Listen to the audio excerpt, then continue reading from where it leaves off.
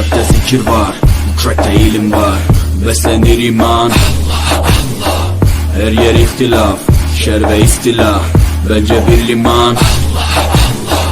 Gerçekte kitapta yazılı bu Kur'an. Dur bak burada flow mus'ab, anlatır hak kitap, yalan ve hakikat, cabası tarikat.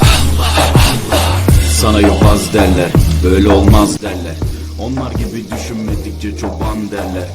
Biz Müslümanız, düşüncemiz hüsnü zandır. Bak istediğin güçle saldır, biz Rabbe müptelayız. İşimde Allah, dilimde Allah, zikrimde Allah, fikrimde Allah, aklımda Allah, aşkımda Allah, aslımda Allah, kanımda Allah. Hasbi Rabbi Cellallah, ma fi kalbi gayrullah, Nur Muhammed sallallahu, la ilahe illallah.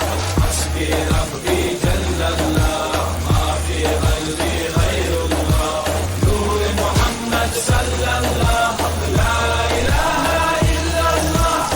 Bu benden bir davet, nefse ikamet, hem de tek çare.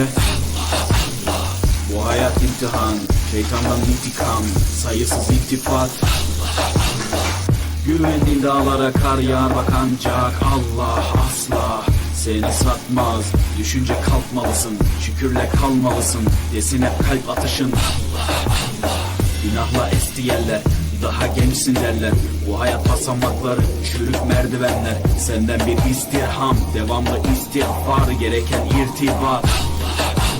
İşimde Allah, dilimde Allah, zikrimde Allah, fikrimde Allah, aklımda Allah, aşkımda Allah, aslımda Allah, kanımda Allah. Hasbi Rabbi Cellallah.